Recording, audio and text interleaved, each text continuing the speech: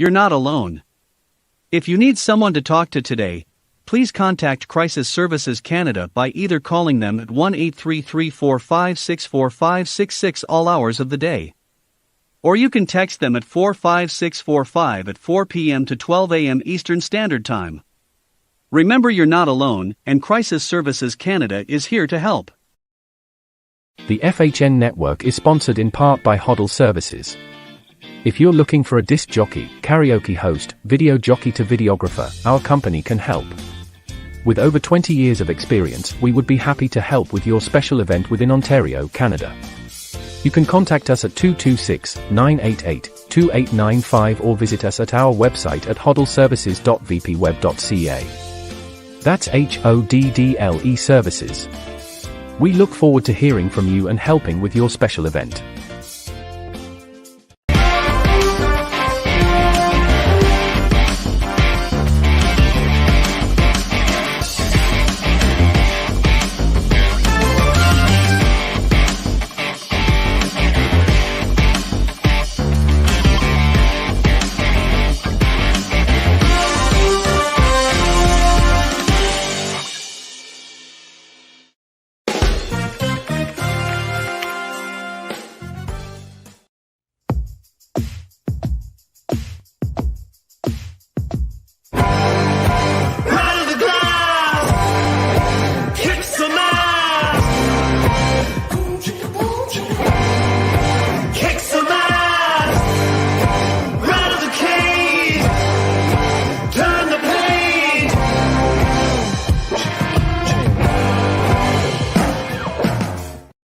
Hey, what's going on, everyone? And thanks for tuning in to Season 2, Episode 16. Yes, I got my math right this week. Off the Puck Hockey on the FHN Network. I'm your host, Tyler Fines. You can catch Off the Puck on Rogers TV Channel 20 every Saturday night at 9 p.m. You can also view our live recordings on Facebook, Twitter, YouTube, and Twitch. Just follow at Off the Puck Hockey for dates and times. Make sure you check us out. Proud partner of West Coast ASTV as we join one of the fastest growing networks in North America. And thank you to MVP Brewing for sponsoring us this month. We're really excited. We've all plowed through our cases of beer, and we thank Tyler McIntosh and his partners for hooking us up. We're in second round of the playoffs with the Leafs being eliminated by the Montreal Canadiens in 7. Oilers get swept. Controversial ref calls, you name it, it's happening. And currently right now, it looks like the Montreal Canadiens are on their way to sweeping the Winnipeg Jets. Lots going on in the NHL we're going to get to. But the boys are back behind the mic, and today is Off the Puck Hockey's 1 year anniversary. Yeah. Yep, absolutely. Yeah, you hear the crowd going wild back there. Anyways, we got Mr. Adam Tiles and Mikey Walker apparently doing things side by side like Wayne's World over here. What's going on, fellas? Oh, Findsy, if you only knew what happened. We hit the intro and my camera fell. We're going to see what we get tonight. Well, you're not going to get anything because obviously it's on mute when we hit there. So no one saw it. And if you didn't tell anybody, no one would have a clue that even happened. So not even a problem. We got a new backdrop here. As you can tell, I'm in my laundry room tonight. The wife and I sold our house. And so I've got nowhere to do the show anymore. But we're really excited for the new house. But I do have a lovely display of Shout and my electrical panel in the back for tonight's show. But once we get in the new house, we're going to be, like I said, we got a brand new office. It's going to look great. It's going to look great. Listen, big guest tonight. I'm really excited about this one. Retired NHLer, head coach of ERC Ingolstadt. I think I said it right. Pretty close. In the DEL top league in Germany, from Wallaceburg, Ontario, Mr. Doug Shedden. What's going on, sir? Hey, how you doing? No, it's good to be on the show, guys. Doing great here, just watching some playoff hockey myself, and the World Championships were certainly amazing. So it's all good this time of year. That goal was incredible. What a heads-up play by Stetcher. And obviously, just unreal backhand toe drag. And I love the story that Gallant, I don't know if anyone read the story, but actually it wasn't Gallant, it was his assistant that had said to him in practice, like, why don't you do it in the game? And obviously he did it, and it was a great play. Oh, serious, eh? No. Funny, Gerald Gallant and I, we played together in Detroit, so we're pretty good friends. And, I coached Finland in the World Championships in 2008. and we always, Yari Curry and I used to always kid. He goes, the Czechs don't care about it till the 7th game. Then they get in the 7th game, they go on to win, medals. So I said, Jerry, don't worry about it. Just win that 7th game and get in the playoffs and do some damage. And obviously they did. Absolutely. The World Championships were fantastic. Like, what a great group of representation from all the countries. Even everybody beating everybody, right? Canada losing the first 3, possibly looking like they're going to get swept out of the tournament, and all of a sudden, they turn it around and find an answer. And a lot of the young guys and some of the NHL guys, like Andrew Mangiapane, who I loved. I get to train him in the summer, man. And I mean, him and I work together. And Ryan Kavanaugh at the factory, who's been on the show as well. I mean, he really worked so hard, and he really was a great player for that team. Well, it's amazing. I've been over in Europe over 15 years now, and how a lot of countries have made a move, and their program has, really improved, and like Germany and Switzerland, and there's even Great Britain's in there and doing well. So it's great to see those countries improve their play, and young kids are getting better and they're producing NHL players. So it's really good to see. Yeah, absolutely. So where are you at right now? We just want to, like I said, what have you been doing through COVID? I mean, it's been obviously a little bit different in Europe than it's been here.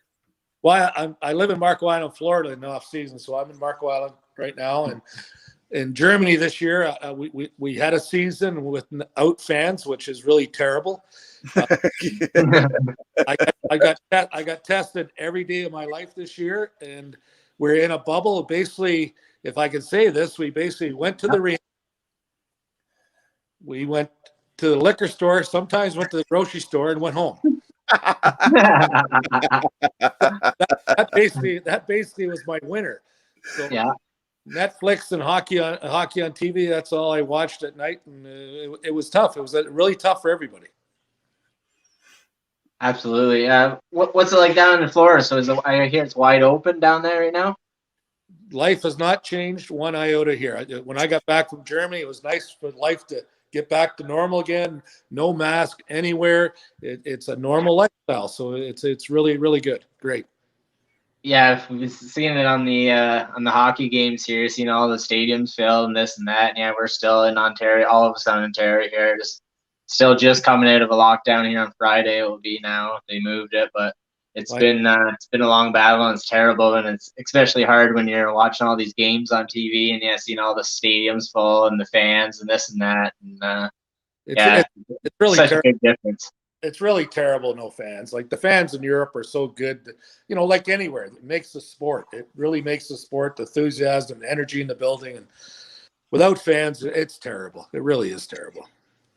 Yeah. Have you actually, speaking of fans, and you've got tons of contacts in the NHL, have you spoke with any of the coaches and the players about what that experience has been like for a long period of time? Like, did they get used to it? Did they ever get used to it? Yeah, I've got a few, obviously a bunch of friends there. And, one guy I talked to quite a bit is Jarmo Kekalainen through our Finnish contacts when I coached in Finland. And, I don't think anybody gets used to it. It's you go to work and there's nobody there to boo you or cheer you. Again, I can't say it enough. That's what sports is all about, is, energy from the fans, whether they're against you or for you. It just, the buildings are great. And without them, it's terrible. It really is. Doug, so just take us way back to where it all started for you. What age did you kind of start getting into hockey? Who influenced you? Where did you play? What that kind of stuff? Did you start in Wallaceburg, or did I read you started in Barrie or something? No, I started in Wallaceburg. I only lived in Wallaceburg till I was about 8 years old. Then my family moved to Barrie. So, my memories of Wallaceburg aren't that much, and I don't mean that in a mean way, but most of my memories are playing Barrie minor hockey, and I had a great time growing up in Barrie. It was a great town on Lake Simcoe, and Muskoka wasn't too far away. So it was fantastic growing up, playing on the lakes and tennis courts and on the streets and car, another car. And that's, we had one toy growing up and we call it outside. So it was great. Nice. Exactly. Right. It's kind of sad. That's kind of disappeared a bit today. It's disappeared big time. Yeah, it's very sad. I know. I hear you there. Doug, just want to get into your junior career here quickly. started with Kitchener into Hamilton, over to Kitchener, and then into the Sioux, where you kind of really took off. What was it like playing for a few of those cities and starting out, junior at as a young teenager, and then when you finished with 123 points in your last year? Well, I was a first round draft pick to the Hamilton Finn Cups as an underage, so as a 16-year-old. So Gretzky went in that draft. Wayne went third to Sault Ste. Marie. I went 13th because Cornwall was in the part of the Ontario draft at that time. They weren't in the league; they were in the Quebec League. So playing for Bert Templeton as a 16-year-old was very interesting. It didn't last long. I got traded to Kitchener at Christmas time for Gaston Gingras, and Jody Gage and I went to Kitchener, which was a good move. But at that time, you couldn't trade 16-year-olds. So I got sent to Guelph to play Tier 2 there, while the Kitchener Rangers, Mike Penny, who's a great friend of mine, he was the general manager. We had to fight it in court, so I had to go down to Osgoode Hall in Toronto once a week to these court hearings. I didn't know what the hell was going on in my life at the time. All I know is Mike bought me a free steak dinner every night then. But, finally it got resolved. I went back to Kitchener and finished the year there, and then had probably a good 2 years in Kitchener. Then I got traded to Sault Ste. Marie for a shitty player named Paul Coffey. No way. But it's funny, when I got traded to Sault Ste. Marie, and my dad grew up in Kirkland Lake, and I always used to go up hunting with him in Kirkland Lake. And I was pretty disappointed when I got traded to Sault Ste. Marie, and my dad said, get your butt up there. The North Country would be the best thing that ever happened to you. And it was. Terry Crisp was a coach up there, and he really turned me into a pro hockey player. He made me, really do the things I had to do to be a pro player. He was fantastic. That's awesome. Now, then all of a sudden you're in the NHL, you put up 123 points, you end up in Pittsburgh. Talk a bit about what the draft process was like now compared to, you've been a head coach now, you understand what the draft's like now. What are the big differences you see between the draft that you had and maybe the 2021 draft? I think I was 19 when I was drafted, so it was a 19-year-old draft then, and we're Gus Badali clients, and we all got on the train in Toronto and took the train down to Montreal. I was at the Montreal Forum, and just a fantastic experience. I was supposed to go in the third round, but that year Sault Ste. Marie, we didn't make the playoffs, so I kind of got dropped a couple rounds. So I didn't go to the fifth round in Pittsburgh, but as things the way they happen, it probably was the best thing because I made Pittsburgh right out of junior, playing along guys like Mike Bullard who came out of junior, and Pat Graham and Randy Boyd. So they were going through a rebuild at that time, and so it was actually worked out very well. Today's draft, the scouting's probably way more in depth than it was back in those days. Like each team maybe had one Ontario guy, one Western guy, one college guy. So now these guys are watched. Like these players are watched a lot. So it's probably a lot different now than it certainly was, 30 years ago. That's what 40 years ago. That's scary to say that. Yeah, and you led the team in scoring, which is fantastic. Like, where'd you find your scoring touch? Like, what did you work on in the offseason, things like that, to make sure you were a prolific scorer? Well, I always thought I saw the ice really well. Like, I always thought I was a better passer, but I had a good shot. I could shoot the puck pretty hard. So, it just, I had the offensive part of the game. As long as you got used in the right situations, and it was there. Like, I scored 50 goals in junior and led Pittsburgh in scoring my second year there. And the first year was a real learning experience, pro hockey, and maybe you don't take care of yourself as well as you should, but you certainly learn. If you don't, you're not going to be around very long because the entitlement's not there. Back in those days, you weren't entitled to play in the league. You had to earn your way to stay in the league. Like Mike Gartner used to always say, it wasn't hard to make the NHL. It was hard to stay in the NHL. Yeah. We've got that post at the World Hockey Center. That was one of the big things that we had on our wall with Bob Russell there. I don't know if you remember him coming up through the ranks when he played for Sudbury. But Bob had scored 50 goals in Sudbury and got cut, and then he unfortunately stopped playing. It completely deterred him. I don't know. Do you remember that name at all? Not really, but I know a lot of guys like that I played junior with. And again, a lot of us quit school back in those days because we are all going to be NHL hockey players. And a lot of guys ended up working at the steel plant in Sault Ste. Marie that didn't make the NHL. So, some of us got lucky and some of us didn't. Crazy. So, Doug, you mentioned Mike Bullard there. I know him through the junior team that he's working with now. Pretty good storyteller. Do you have any good memories of him that you can tell us about? Got too many to tell you guys. It's Mike had a lot of fun when he played the game, but he showed up and he played hard. And like one year he scored 55 goals. I don't know if he got in before 4:00 in the morning once because I lived with him. It's funny, Bob Berry, Mike and I always roomed together on the road too. So we were on a long road trip going through the West Coast, LA, and all through Canada. And Bob checked our room every night, and Mike wasn't in once. And he doubled the fines every time. So Mike got up to close to like $3,500, $3,600, a lot of money.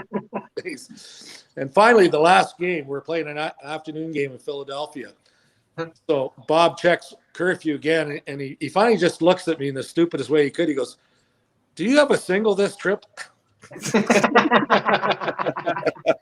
wasn't in again. But great, Bully's a great guy. He went on to play in Germany for a long time and took care of himself and had a great career. Absolutely.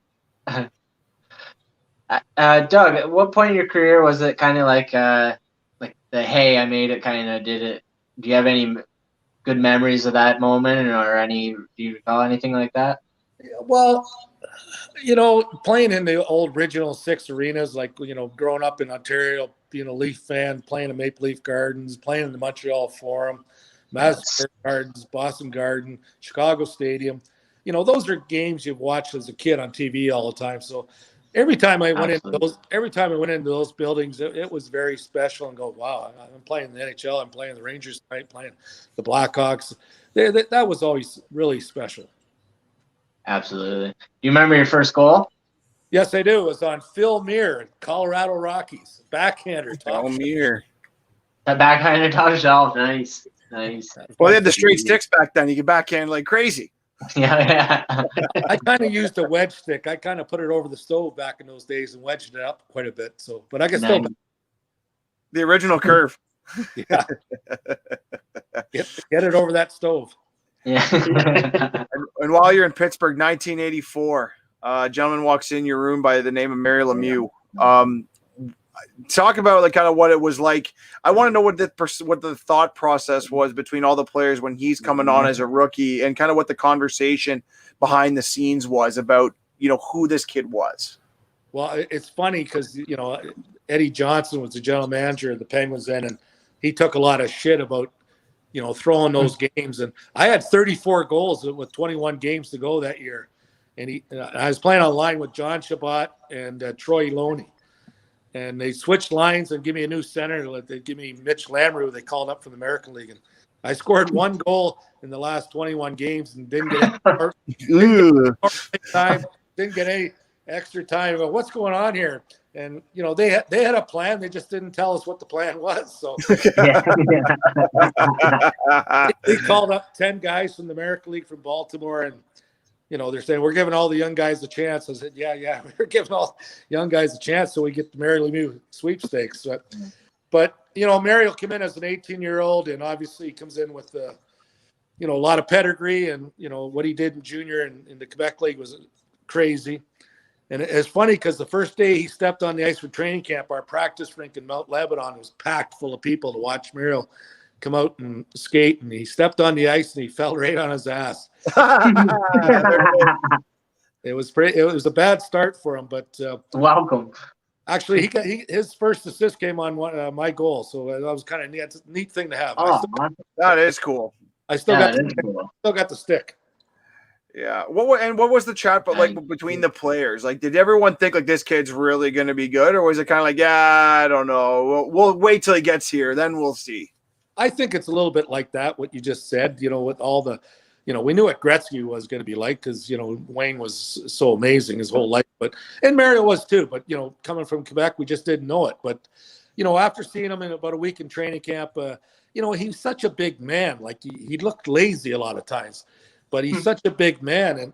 And, he was just so amazing. And he got so good so fast. He learned the pro game so fast. And once his body, like once he turned about 22 and he kind of got a little stronger. Like the first year, we were supposed to, lift 175 pounds 15 times, and he couldn't even get it off the bar.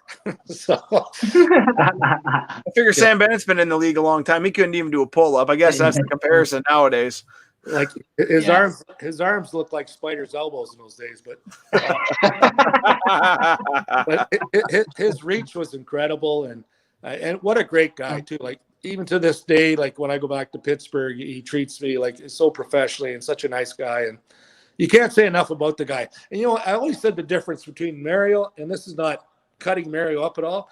The difference between Mario and Gretzky loved the game so much.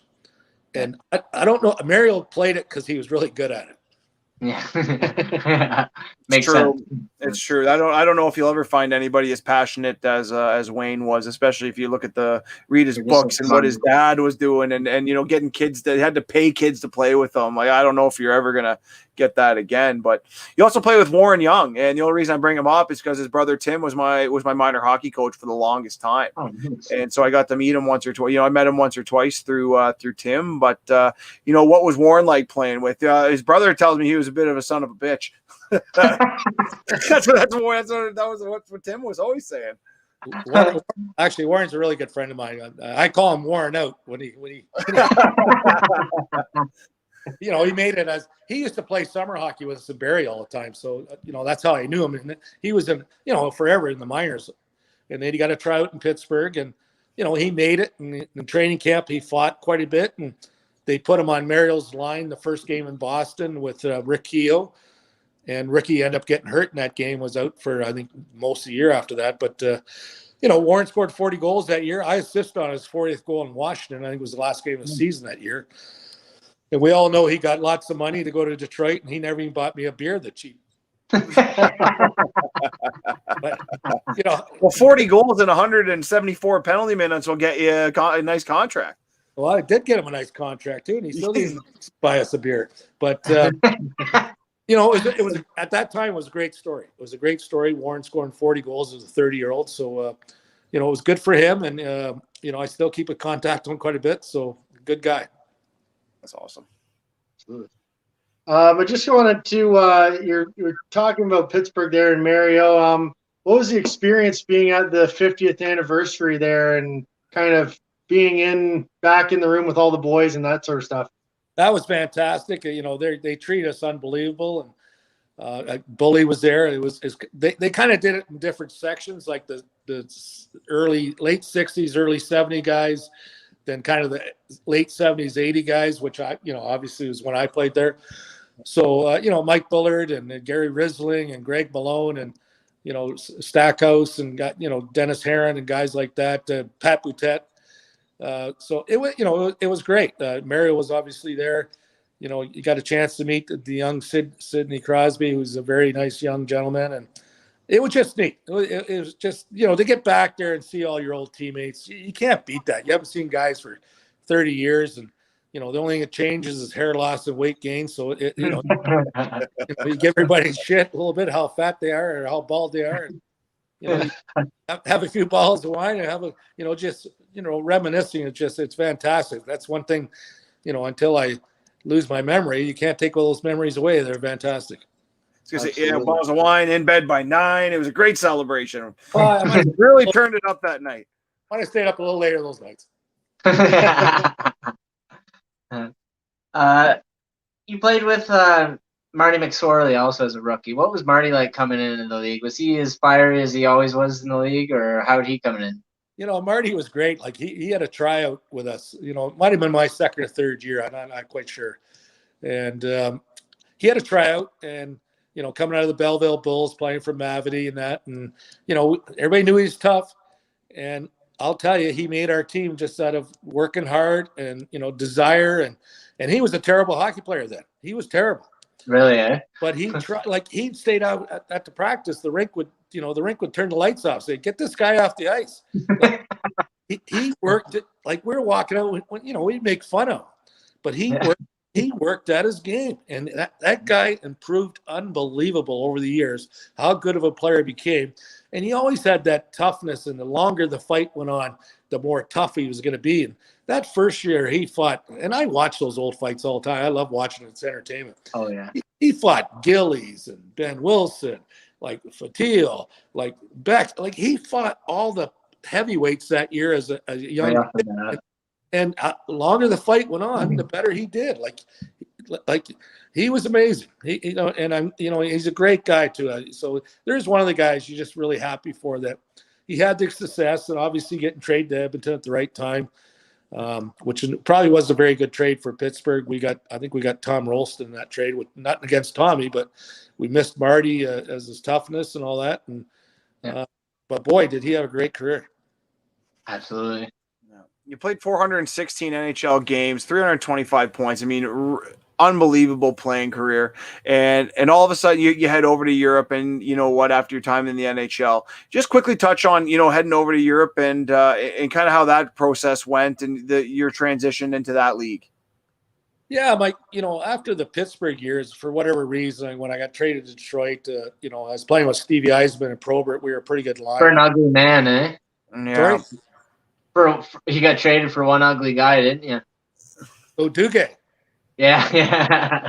Yeah. Well, Don Cherry said they both got nice hair, but Shedden will score more goals. There you go.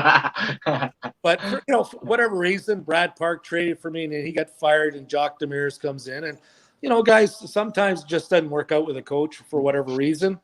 And, my time there wasn't long. Then I got traded to Quebec. And for some reason, my career just went down a little bit. And then I got called up to Toronto and blew a knee out. And that took a year to get that thing back together again. And never quite was the same again. But, yeah, it was disappointing. I thought I could have played a lot longer in the NHL. But I went over to play in Italy. Again, I was playing on, basically one leg. And had a good year in Italy. And then went to Davos in Switzerland and played there for a while. So that was a great experience. It was a fantastic experience to play and live in those countries at that time. So, basically that's where it ended, kind of thing. I ended up ripping up an ankle playing for Bruce Boudreau in Muskegon, and, whatever that league was called at that time.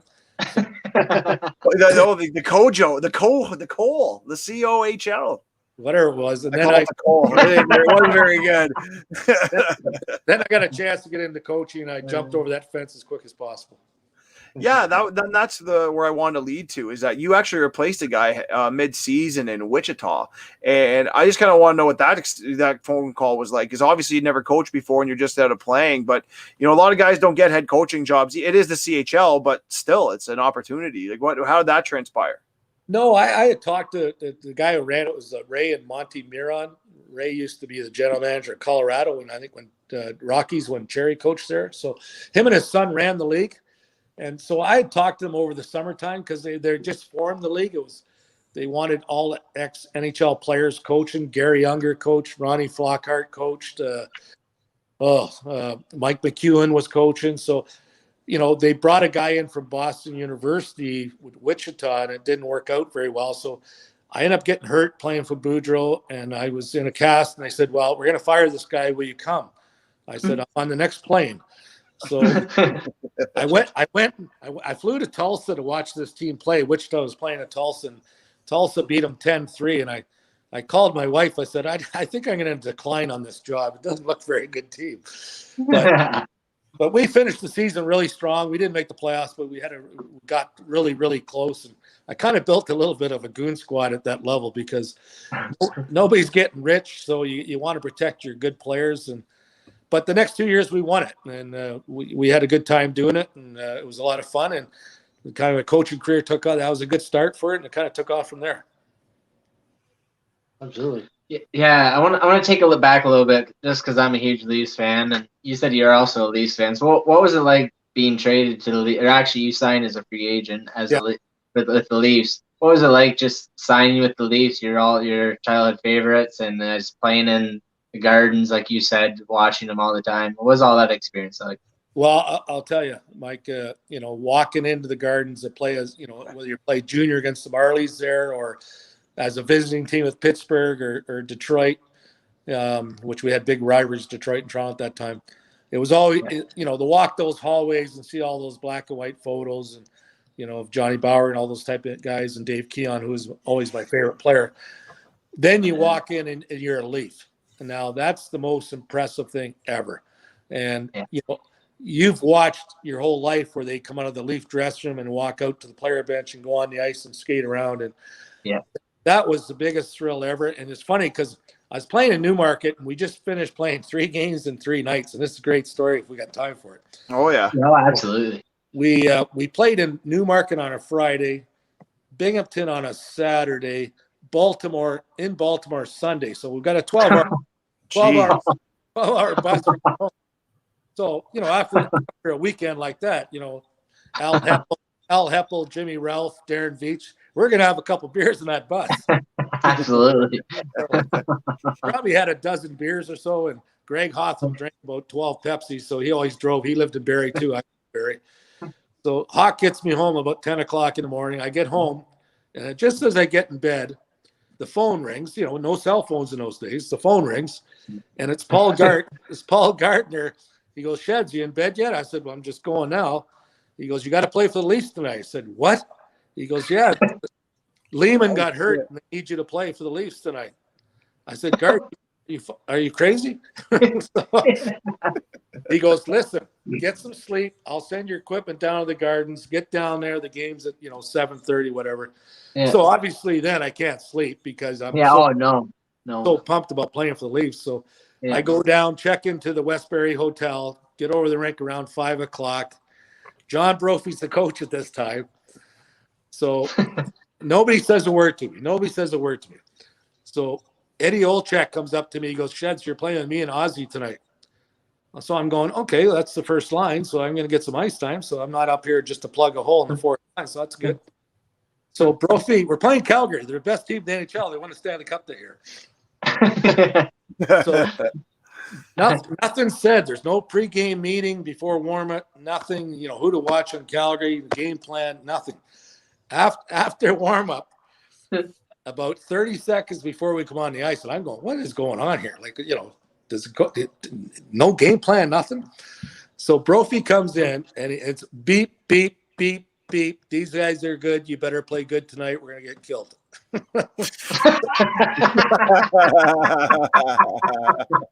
Okay, let's go get them. Woohoo! Go team. So that's awesome. Gary Suter caught me. Again, it was the 4th game and 4th night with a lot of travel. And Gary Suter caught me first shift of the 3rd period, and that blew my knee out. And that was a year to get that's tough. But you got back in, you played 23, you're up and down with Newmarket the year after that. But still though, you got to play those games. How was it playing that, for the Leafs in that, that short amount of time? Oh, it was great because Wendell and I played in the same line a lot with Kruzelinsky. And I think I had 18 points in 21 games that year. I was leading the team in scoring when I was there. And when Floyd Smith sent me down, I could have killed him. But Mario Marois was coming back from an injury, and they said, well, we got to send you down. I said, and Tom Watt was going nuts. He was the coach, and he's going, what are you talking about? We can't send him down. He's playing too good. And so, oh, yeah, we got to send him down. So that was very disappointing because I thought I was getting my career back on track again. And so that was disappointing. And we had a good bunch of guys, like Dave Ellett, who's still a real personal good friend of mine, and Wendell and Mike Foligno and Todd Gill. We had a good bunch of guys. Yeah, and that's what I was just going to ask. I was going to ask if you still have any personal connections with any of you guys you played with. But yeah, just pointing to Mike here on my list. I always make notes, and half the guys you just said are all on my list. So, Ali Afraidy, what was his shot like seeing him in practice, or I guess in the games too? Alfie was a great guy. He used to always light a cigarette with one of those blow torches. Blow torches. Nice. Alfie was good. He was a good player too. Like he was. I don't want to say he's underrated, but he was. You know, the way he could skate for such a big man, he was amazing. Dave Ellett was just down here visiting me last week here in Marco Island, so we had Nice. Coca-Colas together and some golf and all that, so it was fun. Awesome.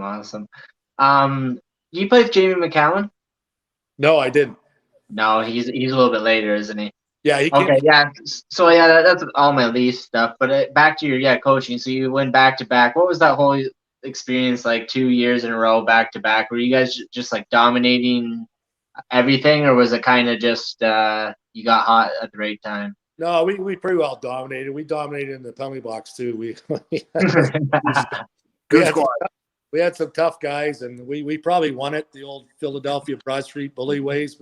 But I had some talent. I had like Ron Handy and Brent Sapersian, John DePork, and Bob Berg. They were my really big scoring guys, and then the rest of the guys were just hard-working guys that went through the wall for you. And they were a crazy bunch of guys off the ice, but when they showed up, they showed up. So it was a lot of fun. And then I went down to Louisiana for 4 years after that. Yeah, and you did really well, and then you went back to the CHL with Memphis, but then you got your shot at the second level. You got at the AHL with the St. John's Maple Leafs. Talk about that experience, because that's intriguing to me, because you played with some guys that I kind of know just through the grapevine, like Rick Jackman, who coached in our league. Ian White is planning to come on the show if he ever gets around to it. You can never reel them in, but talk about your experience as an AHL coach and kind of how that opened your eyes to becoming a better coach in the future. Well, I'll tell you the truth, guys. That was I won 5 championships in 10 years at that East Coast, Central League, whatever you want to call it. Yeah. So finally, like Mike Penny and Memphis, we worked with Toronto a little bit. We took their 5th goalie, like whoever didn't play in St. John's, we took, because we had guys like Doug Bonner, and then we had Rob Polnuck and the tough kid that played in Philadelphia. I'm missing his name right now. So we had 2 or 3 contract guys from Toronto. So when we won the 2nd year in a row in Memphis, Mike Penny called me and said, we're letting Crawford go in St. John's. Would you be interested? I said, Mike, are you kidding me? To coach a Toronto Maple Leafs farm team? He goes, well, I don't want to hire you because, you and I go back a long way and everybody knows we're good friends. But Pat Quinn will let me hire whoever I want. So, but they had Paul Dennis. I had to meet Paul Dennis in New Jersey during the finals. New Jersey and Anaheim were playing the finals. So Paul interviewed me in New Jersey, and obviously it went well. And Pat Quinn was the most loyal, fun guy to ever work for. Like, he looks like this mean man all the time. He's this big mountain of a guy, but Pat Quinn was the greatest guy ever to work for. Like, he just said, Doug, do your thing. The only thing I want you to do is when I call them up, I want them to be in shape, that they can skate at the NHL level. I'm not going to tell you how to coach, what system to play. Do your thing. And he was so supportive. He was unreal. And the thing that got me in trouble there, if I don't want to, talk mean about anybody, but when Pat gave up the general manager's duties and just wanted to be coach, he thought he'd have a say who he brought in as general manager. Yeah. Well, I think Ken Dryden didn't go along with that, and that's how they hired John Ferguson Jr. And when they hired him, that was the end of me. Yeah, everyone's got great things to say about Mr. Ferguson Jr. No, I hate that gentleman. You don't even know him. It was ruined the team too. My mother was from St. John's, Newfoundland, so to go back there and live in St. John's, and those people in St. John's are the most amazing, nice people you ever meet in your life. The road trips were what they were. We were away for 2 weeks every month, 15 days every month we were away. And then when you came home, you were playing 4 games in 5 nights. So you weren't really at home, you were at the rink. So it was a tough schedule for, married people for sure. 1 year we led the league in divorces for sure. We had at least.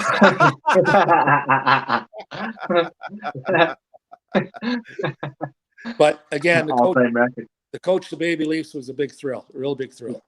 Okay. Yeah. Speaking of records, you also does your franchise record still hold when you're coaching with the most wins in the season? I don't know. I don't know. I know I didn't even look into it too much, but I know it was there for a while. When I left St. John's, it was the best record they had there. I know that. Yeah. But I had a good bunch of guys out there. Like Clark Willem was a great guy to coach, and Josh Holden. You know, they're still those two guys are still close to me, good friends and all that. I had a lot of fun out there. It was good. When you were done St. John's and you went over to Finland, did you bring any of those guys to coach with you, or did you have to hire a whole new staff? No, I had to go when I went to Finland. I had to take the Finnish coaches. Yeah, it was part of the deal. Yeah, which was good because Also help with the language, I would assume. Language. They all speak English fantastic. The Finns are so smart, but I couldn't even pronounce the names. Like, you know, I could say Mikko now, but I couldn't say it then. You know, I could say Turnen now, but I couldn't say Turnen then. I just, you know, the names, I just cut them up to pieces all the time.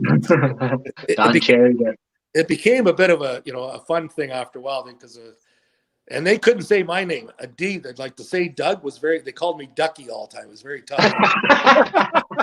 Did that stick? Did Ducky stick with you though? Did it stick? Oh, in Finland it does, yeah, for sure.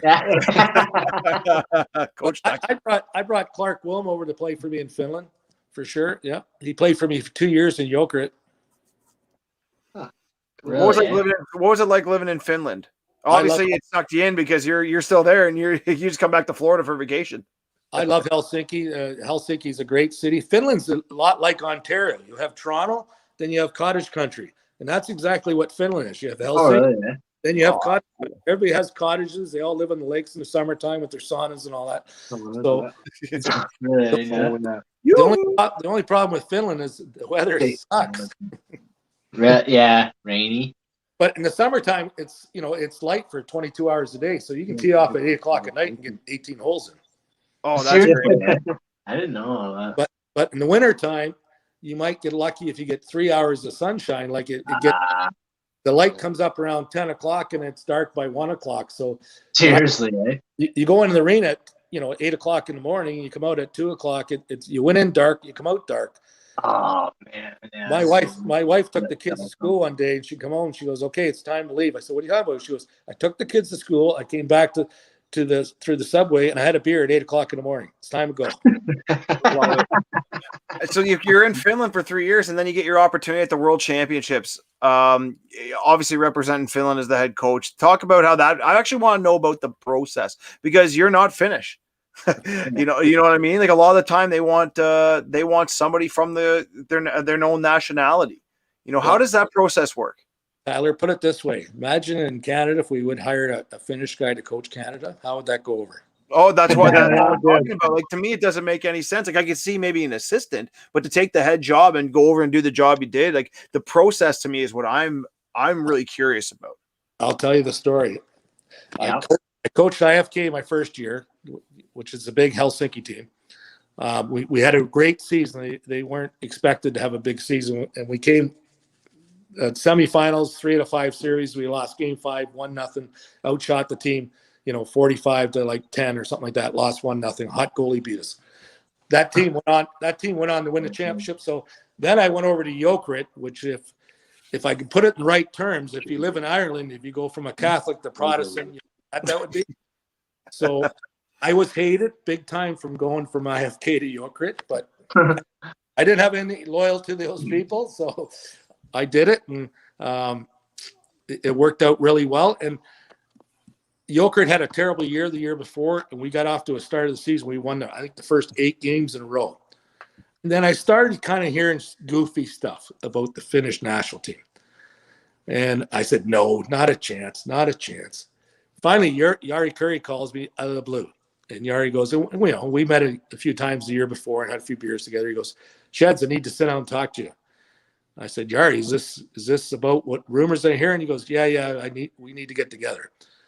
So we get together and we're having a couple of beers. He goes, we want you to coach our national team. I said, are you kidding me? I've been here 1 year. He goes, well, it's in Canada and, the language and all that. I said, you guys all speak perfect English. What are you talking about? He goes, no, we want you to coach. It's only a 1 year deal. That's all it is. We want you to bring along our assistant, who is now the head coach here now, Jukka Jolonen. Oh, seriously? So wow. we want him just to be with you for 1 year and let him learn.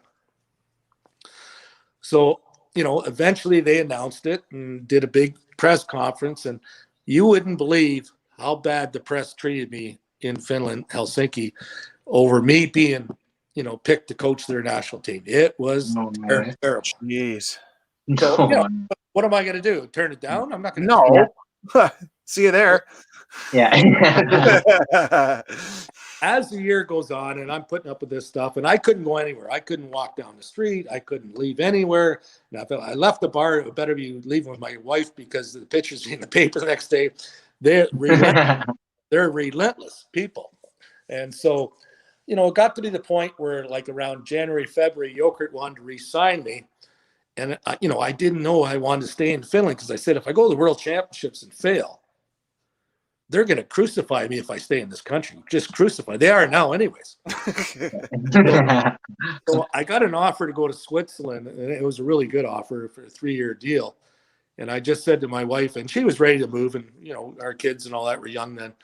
And I just said, we had a chance to go to Zug. So I signed this contract in Zug, probably January, February. And I just said, like, if I go to the World Championships and fail, it's going to be horrible to be back in Helsinki or Finland. But if I go and do well, they're always going to invite me back, and it's going to be great. And so we did well. We won a bronze medal. We beat Sweden, which is a huge, deal for them. Yeah, they hate each other. Well, they used to hate each other. I don't know if they hate each other anymore. But so, now I'm forever, hopefully forever, I have a lot of friends in Finland, and I'm always, invited back. And it was a smart move to get out of there. Well, we actually got a question on our Facebook page from a gentleman named Kevin Stone. And Stoney was actually, quick story, was my head coach when I was playing junior B, and eventually he ended up being my assistant, and he still is one of the pro coaches with the women that are in that secret gap tour that they're doing. So he's been helping out the Team Canada women and things like that. He's doing a great job. The question he had was he's probably the biggest fan of the Spengler Cup on the planet. I'm not joking you. He is a Spengler Cup. He knows everything about the Spengler Cup. He's the man. Like, he loves it. And so he wanted me to ask you, what, obviously the experience, you were assistant coach for a few years, then obviously took the head job and won it with an unbelievable team. But just talk about how special the Spengler Cup is and what people are missing and how unappreciated it is in this country. Well, you know what, Tyler? I'm so blessed. I did 8 Spengler Cups in a row. That's awesome. Yeah, that's what. When you're in Switzerland, right? Well, I did 5 with Canada, 2 as a head coach, 3 as assistant, and I did 1 when I coached in Zagreb in the Russian league, and 2 when I was in Lugano. So 8 years in a row. My kids grew up thinking Christmas was at the Spengler Cup. It was such an amazing event. Like, during the day, as coach of Spengler Cup, you're busy. Like, you're scouting that first game. You play 8:15 at night. You back to hotel. You do the video. You don't go to bed. You have a few drinks. You don't go to bed at 3 o'clock in the morning. Your kids are out snowboarding, skiing. Your wife's out in the sun. And beautiful Davos. It's such a beautiful city at Christmas time. It's a wonderful, wonderful experience. And again, my kids are spoiled. 8 years in a row, they did this. Going, okay, Dad, what? We going to spend this year. When it was over, they're going, what's going on? I'll tell you that week between Christmas Eve and New Year's Day is the most fantastic. It's a cathedral of hockey. To walk down the street into the Davos Arena, I call it the cathedral of hockey.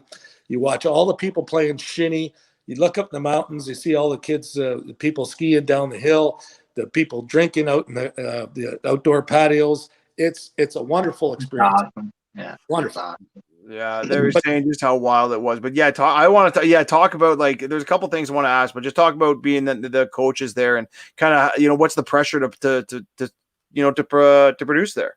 Well, anytime you put a Team Canada logo on, there's pressure. Yeah. Oh yeah. I'm telling you, and I love Bob Nicholson to death, but you know what? If you don't win, you're not. They make it tough on you. Like they want to win. They Canada expects to win every time out, and that's not a bad thing. And the year we won it, obviously the year of the strike, and just to say something like everybody says, well, you had a stacked team. A donkey could have coached. Yeah, a donkey could have coached. I was the donkey. But Davos also had, Davos had Thornton. They had Nash, they had Louis Eriksson, they had Kane, they had Bruner, they had Diaz, and I'm probably missing 2 or 3 other guys they had for sure. So Davos had a pretty good team too. Like we weren't That's not bad. but I had Tavares and I had Bergeron and Spezza and Duchesne, a great bunch of guys. It's a lot of fun to coach, and I'd say. Like an Olympic team. yeah, I just had to open the doors. That's for sure. What's it kind of like? Like you mentioned some big names for Canada there. What's it kind of like to critique them on a play or say, hey, try going left instead of right in certain situations? Well, you know what? The most intimidated I've ever been in front of a team was when I got up in front of the Team Finland. Because, I got the Koivu brothers, I got Teemu Selanne, I got all these Finnish stars that don't know me from Adam. So that's the most intimidated I've ever been. I had tears in my eyes. I couldn't even choked out some words, but that was intimidating. But Bergeron and Tavares is a very funny guy. Like, Johnny's so serious. Like, it took me about 4 days to really get a word out of him. And once you got into his backyard, then he let you in, and he was great. But he's a very serious guy. Like, this guy works at his game, and he's very serious. Patrice Bergeron, like, they're great, And I put a totally new system in that they don't play. Like, I play a 1-3-1 a lot, so they never played the system, and so they had a lot of questions. But they did it. They did it great, and it was fantastic. But they're all good, great guys, and I couldn't play everybody in the power play. I couldn't play everybody in the penalty kill. So I said, hey, this is your job. This is what I expect out of you. You want to do it or not? And they're all great about it. Awesome. It's funny to say again, the kid that plays in Dallas. Obviously, Tyler, he had a reputation liking to go out a little bit, right? Yeah. So I said, Tyler, this is a crazy town. You can go out every night and have a good time. But why don't you save it up, win the championship, then go out and have 5 times as much fun in one night instead of going every night? He goes, okay, coach, I'll buy into that. And I think there was a few pictures that circulated of him with his shirt off in the bar after winning it. So he certainly had a good time. Well, that's a fantastic town, and when you win it, it makes it even better. It's a lot of fun. Yeah, that's awesome. I just want to quickly touch and let these guys finish up with a couple questions. We only got a few minutes left, but you went to the KHL for a year, and we always love the Russian stories. Yeah, one of our favorite. We've never had a Russian coach on here. What's it like coaching in the KHL? Wow. We don't have that much time, unfortunately, because all those stories are true. Yeah, no doubt. I'm very thankful I got to spend a year in that league because it was a great experience. I know there's probably 20 places in Russia I know where I don't want to retire to. And talk about shitholes, some of these towns. Can I say that? Hell yeah. Oh, yeah. These towns at some of these places, and I'm telling you, the airports, like, honest to God, a dump truck dumps your luggage. It comes out and they open up a door. And the thing goes up, and your luggage falls out of this dump truck. Get out of here! We're leaving this place one time. It's the same place where the plane crash was at Locomotive. And we got locked in there. It's a huge snowstorm after the game, so we couldn't leave. We had to wait till the next day.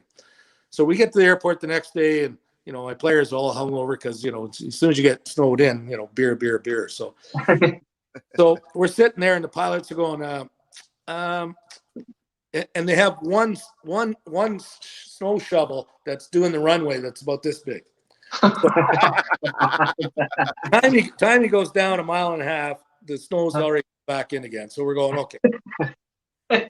So finally, the pilot goes, and same pilot we already said. And there's another story behind us. He goes, Doug, we're gonna take a run for it. I said, what? He goes, yeah, I think we. I said, you think you can get this plane here? I said, that's really positive. I said, how much wine do we have on that plane? Because I'm going to need some. If you think you can get this plane up. Yeah, no doubt.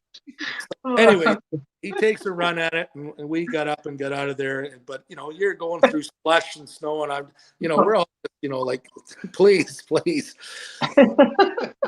Another night, we're leaving Belarus. We're leaving Belarus, and the pilot comes back to me before he take off. He goes, Sheds, You got some wine there? And I looked behind my pillow. It's a 7-hour flight back to Croatia where we're going. So I go, yeah, I got a couple bottles. I'm good. I said, why? He goes, well, it might take a little longer. I said, what do you mean? He goes, well, we got to fly around Ukraine. I don't want to fly over it because we might get shot down. I said, I agree. That's a good idea. Go around it. Take your time. The doctors are in the dressing room, sewing you up. They got a butt in their mouth all the time. Sure. Jesus, unbelievable.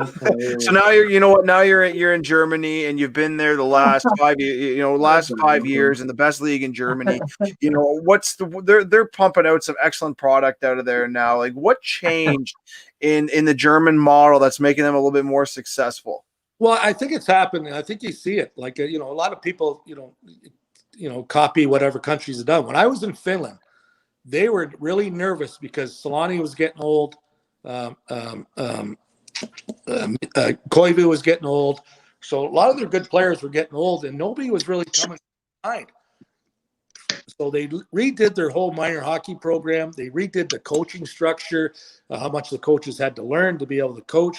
So they totally revamped the whole system. Then Switzerland, when I was in Switzerland, they did the same thing. They revamped the whole program, and now Switzerland's producing lots of NHL guys. And now Germany's just done that the last 2 or 3 years. So now you're starting to see that they've got some players coming out now too. Obviously Dreisaitl set the stage, but I think it starts with minor hockey coaching and into the junior. That's what they really where they have to start, and then you see that it produces players in 10 years down the line. Crazy. Yeah, you got Stützle now there. He's the next. Looks like the next German star. Oh yeah, he's a good little player. Yeah, he's good. Yeah. Doug, with so much success in your career, how did you manage so many accomplishments? And with that, how did you not? Maybe you did, but did you have any shots of coaching in the NHL at all?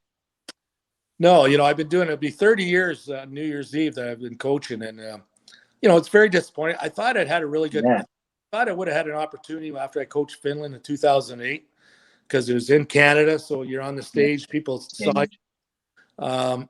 If Pat Quinn would have given up the coaching deal instead of the GM deal, I think I could have been the coach of maybe Toronto, maybe.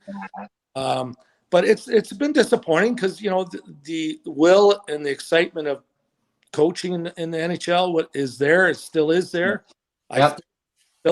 I still hope that maybe I get an opportunity at some point. But absolutely. At the end of the day, I'm not ashamed of what I've done for the last 30 years. I've had a job every year for 30 years. So I've had a great time. My family's grew up in Europe and a lot of beautiful places. So we've had a great run at it. That's awesome. And listen, Doug, I cannot thank you enough for coming on and giving us the time. I know you're enjoying your time in Florida, but before we go, just a quick little tidbit. I went golfing on Saturday at the Savannah here in Cambridge. And the only reason I bring that up is because I had a young gentleman that was golfing in front of me, and him, named Nico Dawes. Oh, yeah, my goalie this year. He's your goalie. And he's your goalie over there in Germany. So I wish I would have had the interview about the day before, because I definitely would have been all over him at the tee. Oh, yeah. And if you see Nico again, Doug, you make sure that he'll tell you that the fat guy behind him was chirping him on the tees because he was lined up to take a drive. He was lined up on the 10th hole, teed up, and he absolutely duffed it. Oh, well. and I walk right back up to him behind him, and without thinking, and I just said to him, if you go to the New Jersey, tournament or rookie golf tournament, you're not going to be making that team. I'm sorry with the drive like that, kid. He doesn't have a body for golf shorts, I don't think. No. And what was funny is that because he signed with Germany, and I've had Graham on the show before, but Graham Clark was my billet son a few years ago. He did a great job. He really improved. Obviously, he was a young kid, 19 years old, came over, and he was our backup goalie, but he really improved as the year went on, and he's a great young man. And I wish him all the best with New Jersey. I hope it might take him a couple of years, but I think he's going to be a good goalie. He handles the puck amazing. He's like a third defenseman back there.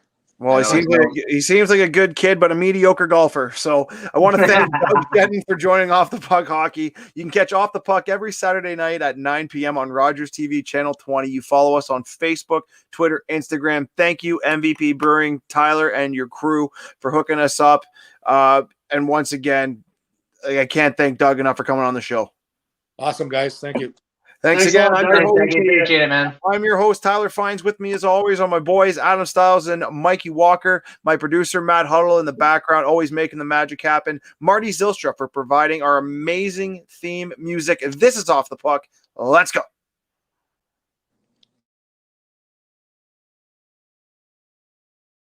Make sure to check out our past shows from previous weeks on our YouTube, Facebook, or Mixcloud channels.